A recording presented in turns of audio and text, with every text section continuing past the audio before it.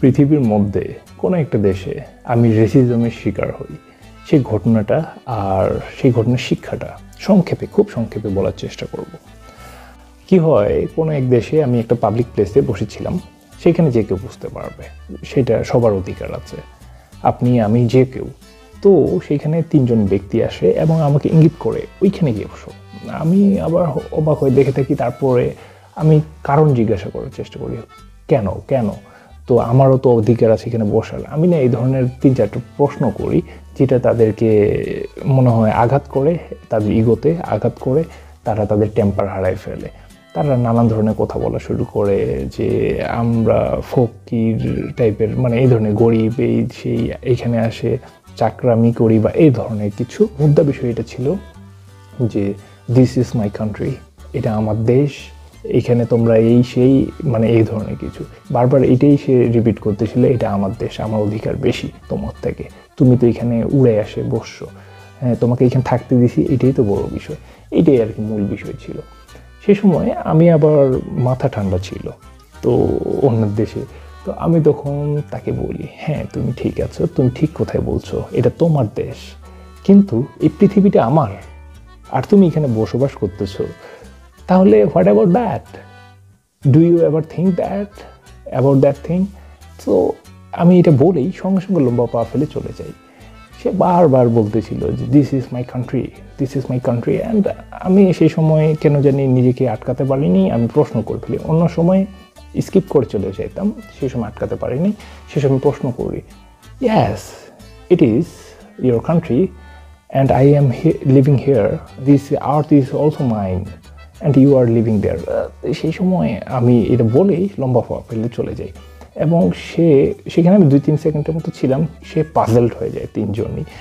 তো আমাদেরকে যখনই আমরা এই ধরনের সিচুয়েশনে পড়বো রেসিজমের মধ্যে, তখন আমাদেরকে না মাথা ঠান্ডা রেখে কিছু ক্রিয়েটিভ কোশ্চেন, সে যে প্রোগ্রামড তার মস্তিষ্কে, তাকে এটা ধরিয়ে দেওয়ার জন্য ক্রিয়েটিভ কিছু কোশ্চেন করলেই কিন্তু অনেকটাই কিন্তু তারা হকচকিয়ে যায়।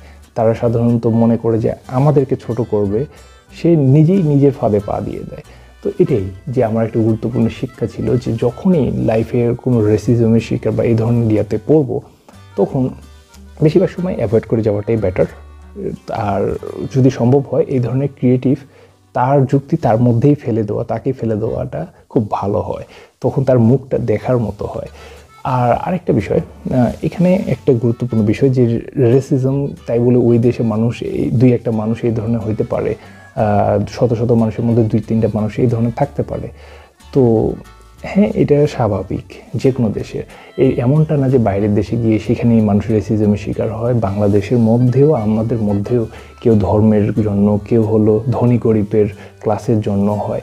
ধরে নেন আমি একজন 150 টাকা দামের একটা টি শার্ট পরে আমি চলে গেছি শোরুমের মধ্যে, নামি দামি শোরুম, নাম বলবো না, তো চলে গেছি, তারা আমাকে হাঁ করে দেখে আছে, আরে এ আবার কে, এ আবার এখানে চলে আসলো কেন? সে কি জানে না যে কোথায় চলে আসছে? এখানে আমাদের এখানে শুরু হয় 2-3 হাজার টাকা থেকে জিনিস। তো এই ধরনের একটা লুক দিয়ে থাকে, এখানেও মানুষ শিকার হতে পারে রেসিজমের। আসলে কি রেসিজম, এটা মানুষের একটা কন্ডিশনিং, সমাজের একটা কন্ডিশনিং, সমাজ প্রোগ্রাম করে মানুষের রাখে দেয়। তো এটা হলো সেই ব্যক্তিটার ব্যক্তিগতভাবে কোনো এটা ভুল না, এটা হলো আমাদের সমাজের একটা দোষ। আমাদের সমাজ এগুলো মানুষকে প্রোগ্রাম করে রাখে দেয়। যারা হার্ড প্রোগ্রাম থাকে তারা তখন কি করে, সেগুলোই সেইভাবেই অ্যাক্ট করা শুরু করে। আমাদের মায়া কাজ করা উচিত যে এই লোকটার প্রতি, যে না এর কোনো এখানে দোষ নেই, সমাজের দোষ। তো আমার এখন মায়া কাজ করে, যা এই লোক, সে নিজেকেই জানে না যে নিজে সে প্রোগ্রামিংয়ের মধ্যে আছে, সে অন্যকে কিভাবে জাজ করবে, অন্যকে কিভাবে জানবে। যদি সে নিজেকে জানতো, তাহলে সে বুঝতে পারতো যে এই গোটা অস্তিত্ব, গোটা এক্সিস্টেন্স তার, এই ছোট ছোট দেশ টেশ এগুলো কেন, গোটা পৃথিবীও বা কেন, গোটা এক্সিস্টেন্সই তার। সে বুঝতে পারতো যে তার আর আমার মধ্যে কি সম্পর্ক, তার আর এই গোটা সব কিছুই আমাদের, মানুষের সম্পর্ক, সব কিছু বুঝতে পারতো। তখন সে এরকমটা করতো না। তো নেক্সট টাইমে যখনই এই ধরনের অভিজ্ঞতার মধ্যে পড়বেন, তখন মনের মধ্যে রাখবেন যে এই ব্যক্তিটা সমাজের প্রোগ্রামড, আর তার এখানে তেমন কোনো দোষ নেই। একটু মায়ার চোখে দেখার চেষ্টা করবেন। সেই সময় সে যেরকমভাবে রাগান্বিত অবস্থায় আছে সেরকমভাবে নিজেও রাগান্বিত হয়ে ভুলই হবে, হিতে বিপরীত হবে। তো এটাই আমার শিক্ষা ছিল।